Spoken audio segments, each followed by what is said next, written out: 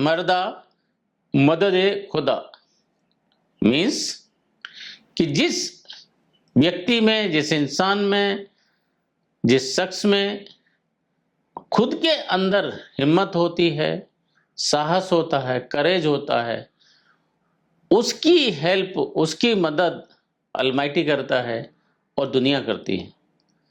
जिसके अंदर खुद की अपनी हिम्मत नहीं है, अपना साहस नहीं है, अपना करेज नहीं है, उसको दुनिया में कोई भी मदद नहीं कर सकता है।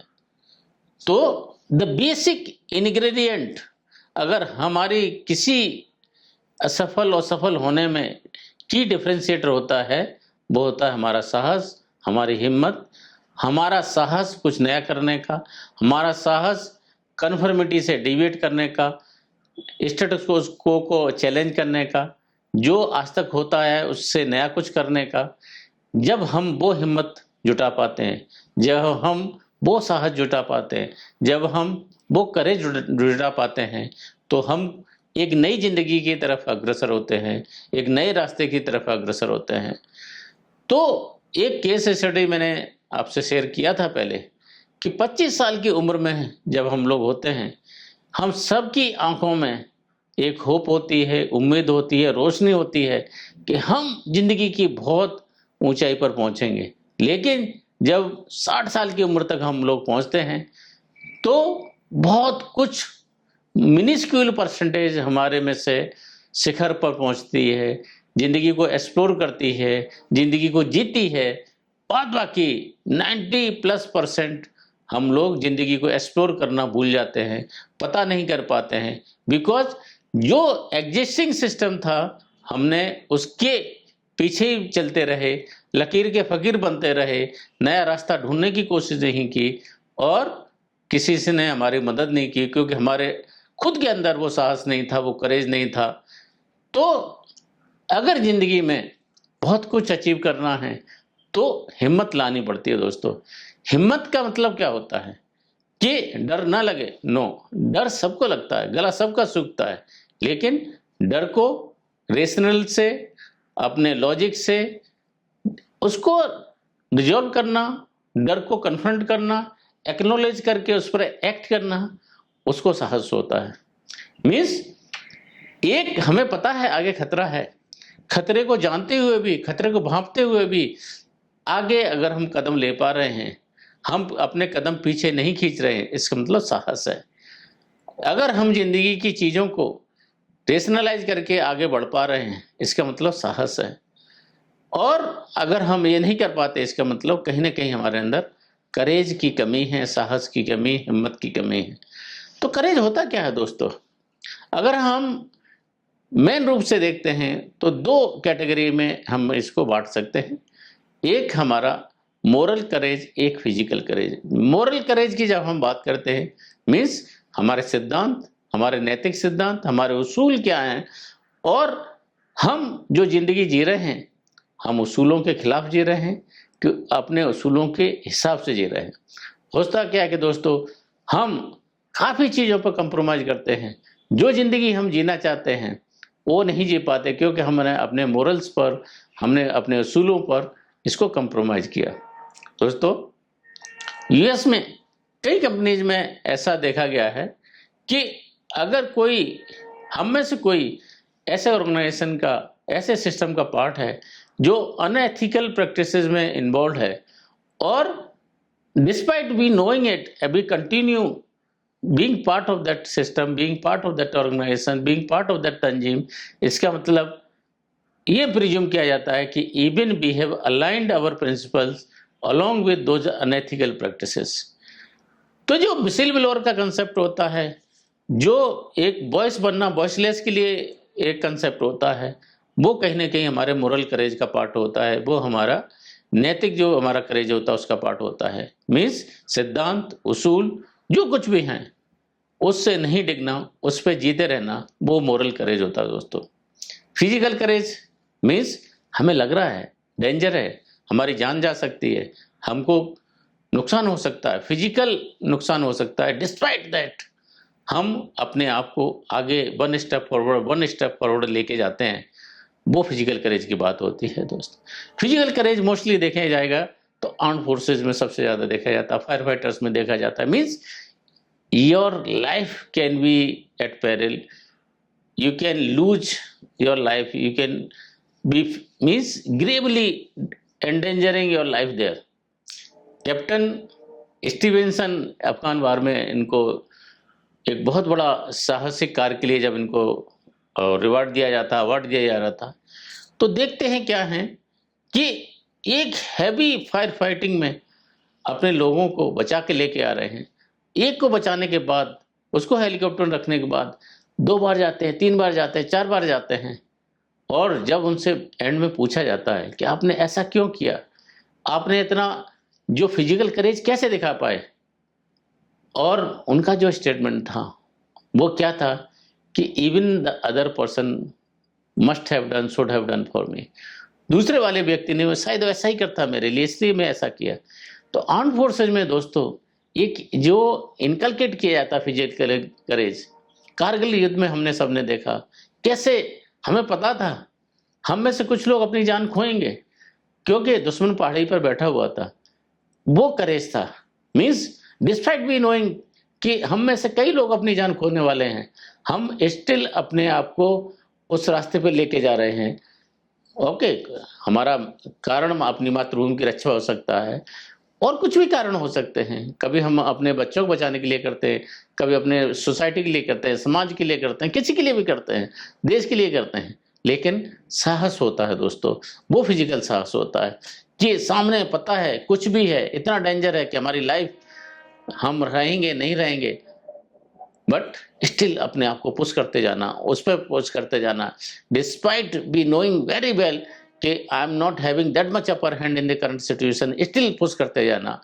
एंड चाहे वो कारगिल युद्ध का हो, चाहे दुनिया में बहुत से ऐसे हम देखेंगे अपने देश के अंदर भी कि लोग अपने आप को पुश करते और जिंदगी में वो नाम कमा पाते हैं, चाहे कैप्टन उन्नी कृष्णन हो या दूसरे कई लोग हों, जिन लोगों ने अपने आप को उस शिखर तक लेके गए जहां अपनी जान भी खो दी लोगों ने। तो दोस्तों वो होता फिजिकल करेज की बात होती है। अगर हम इससे आगे जा पाए तो आप देखते हैं कि बहुत से जो जिंदगी में बहुत से जो हीरोज हैं हमारे आसपास इससे पहले रहे हैं, उन्होंने करेज को कैसे हैंडल किया, करेज मतलब वो साहस कैसे लेके आए। एक ग्रीक फिलॉसफी में हम सबने एक नाम सुना है हरकुलिस का। मैंने ये स्टोरी आपसे पहले भी किसी कॉन्टेक्स्ट में शेयर की थी। हरकुलिस बनने से पहले जब ग्रीकी पहाड़ियों में घूम रहे थे, उनको एक दोराहा आता है, एक पर चमक दमक वाली स्त्री खड़ी रहती है और क्या प्रॉमिस करती है कि हरकुलिस लाइफ में कभी भी मैं आपको किसी चीज़ की कमी नहीं होने दूंगी, लाइफ में कभी भी आप दुखी नहीं रहेंगे। और दूसरी रास्ते पर, दूसरे मोड़ पर ये जो देवी खड़ी रहती है वो क्या बोलती है, सादे कपड़ों में होती है, कोई चमक दमक नहीं होती, क्या बोलती है कि आपको ज़िंदगी में जो कुछ भी मिलेगा, जो नाम मिलेगी, शोहरत मिलेगी, उसके लिए आपको काम करना पड़ेगा, फिजिकली आपको अपने आप को झोंकना पड़ेगा, वो हिम्मत आपके अंदर होनी चाहिए, वो करेज आपके अंदर होना चाहिए। दोस्तों हरकुलिस ने दूसरा रास्ता चुना, साहस का रास्ता चुना, करेज का रास्ता चुना, उस रास्ते पर गए, बहुत सी कठिनाइयाँ उन्होंने झेली और उसके बाद हरकुलिस को जो भगवान का दर्जा मिला, ग्रीक माइथोलॉजी में सबसे बड़े भगवान का दर्जा मिला, उस साहस की वजह से, उस करेज की वजह से। और दूसरी भी माइथोलॉजीज में आप चेक करते हैं, दूसरे रिलीजियस पर्सपेक्टिव में जब हम चेक करते हैं, हम पाते हैं सब ने एक अदम्य साहस का परिचय दिया, तभी लोग वो प्रॉफिट बने, वो लॉर्ड बने, वो गॉड बने और फ्रीडम फाइटर बने, राष्ट्रपिता बने। दूसरे आप किसी भी कंटेक्स्ट में देखेंगे, चाहे वो अब नेल्सन मंडेला हो, मार्टिन लूथर किंग हो, महात्मा गांधी हो, अदम्य साहस दोस्तों, अदम्य साहस। अगर वो साहस नहीं होता तो न हम महात्मा गांधी को जानते, न हम नेल्सन मंडेला को जानते, न मार्टिन लूथर किंग को जानते। तो जो साहस आता है तो कहाँ से आता है दोस्तों? छोटे छोटे स्टेप से आता है। हम एकदम में बड़ा सा साहस नहीं आ पाते। अगर हम हर एक स्टेप पर डेली जो स्टेप्स लेते हैं, बेबी स्टेप्स लेते हैं, उसमें कहीं ना कहीं हमने साहस को निहित किया हुआ है, हमने सही गलत का निहित किया हुआ है। उसमें हमने जो चीज़ें गलत हैं उसकी तरफ नहीं जाने को नियत किया हुआ, तो साहस धीरे धीरे बिल्टअप होता है। ऐसे ही दूसरा एक एग्जाम्पल आता है, पेरिक्लीस का आता है ग्रीक माइथोलॉजी में। अपने ट्रूप्स को जब लेके जा रहे होते हैं तो ट्रूप्स आगे बढ़ने से मना करते हैं कि रीजन क्या था? दुश्मन का डर नहीं था कि हवाएं बहुत गड़गड़ा कर चल रही थी, पता नहीं क्या होने वाला, क्या अनिष्ट की आशंका थी। और पेरिक्लीस क्या करते हैं कि दो बड़े पत्थरों को आपस में लड़ाते हैं और एक आवाज़ आती है, एंड पेरिक्लीस उसके जरिए एक्सप्लेन करने की कोशिश करते हैं ये हमारा भ्रम है। लॉजिकली दो पत्थर आपस में जब टकराए तो आवाज़ आई है, ये आवाज़ किसी अनिष्ट की नहीं है, किसी अशुभ की नहीं है। दोस्तों, जब हम लॉजिक और रेशनल को पा पाते हैं तो डर काफ़ी हद तक कंट्रोल कर पाते हैं। सेनेका हुए हैं, जो स्टोइक फिलोसफर हुए हैं, उन्होंने क्या बोला कि we suffer more in imagination than in reality. Reason means हमको कुछ चीज़ें पता नहीं रहती हैं, बेगनेस होती है, और बेगनेस के चलते हम अपने आप को उस चीज़ के अंदर सफ़र करते रहते हैं, असली डर उतना नहीं होता है। तो इसको जो डील करने का एक को जो टेक्निक बताते हैं, एक जो टूल बताते हैं, फियर सेटिंग का एग्जांपल बताते हैं। फियर सेटिंग में मीन्स सबसे बुरा क्या हो सकता है, बोलते ना, इमेजिन द वर्स्ट, एंड उसके हिसाब से अपने आप को जब प्रिपेयर करते हैं और जब हम उसके हिसाब से अपनी तैयारी करते हैं, ठीक है, उससे बुरा तो नहीं हो सकता, इसके आगे क्या है, when we are able to deal with that, तो दोस्तों हमको उतने सडन शॉक्स नहीं लगते हैं। इस कंटेक्स्ट में एक स्टॉकडेल पैराडॉक्स का हम डिस्कशन करते हैं। वियतनाम वार में जितने ऑफिशियल्स को POW prisoner of war capture किया गया था, उसमें से काफ़ी लोग जो बहुत ऑप्टिमिस्टिक थे वो जल्दी चल बसे, बिकॉज उन्होंने क्या थी, कल हमारा रिलीज हो जाएगा, परसों रिलीज हो जाएगा, क्रिसमस तक हो जाएगा, न्यू ईयर तक हो जाएगा, और जैसे ही नहीं होता था, मीन्स फिर वो उम्मीद छोड़ते जाते थे, साहस छोड़ते जाते थे और ज़िंदगी से मोह टूटता था। दूसरे ऐसे थे कि जिन्होंने हमेशा बोला था कि इससे कुछ नहीं होगा। जो बीच वाला जो कंसेप्ट आता है, पेसिमिस्टिकली ऑप्टिमिस्ट, है ना, पेसिमिस्टिकली ऑप्टिमिस्ट, ये बहुत बढ़िया कंसेप्ट है। चाहे विक्टर फ्रैंकल हों और एडमिरल थे जो स्टॉकडेल जिनका नाम था, उसके नाम पर ये बना हुआ। मीन्स हमें कठिनाइयाँ आएंगी, परेशानी आएंगी, तकलीफ होगी, लेकिन अंत में सब कुछ भला होगा। इसको बोलते हैं पेसिमिस्टिकली ऑप्टिमिस्ट। और जब हम पेसिमिस्टिकली ऑप्टिमिस्ट होते हैं, साहस आता है, करेज आता है, उसको हैंडल करने की सिचुएशन आती है दोस्तों।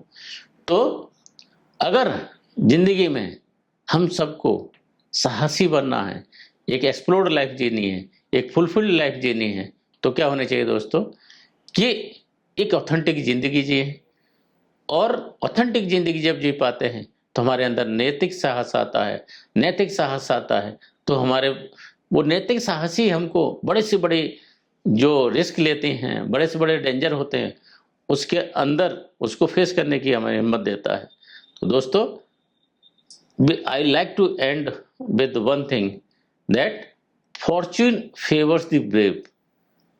जो लोग जिसके बहादुर होते हैं, भाग्य भी उनका साथ देता है। निडर लोगों का ही भाग्य साथ देता है, कार्य लोगों का तो भाग्य भी नहीं साथ देता है। So live with courage, live authentically, live bravely, and in the end डर के आगे जीत है। Jai Hind, stay blessed, thank you.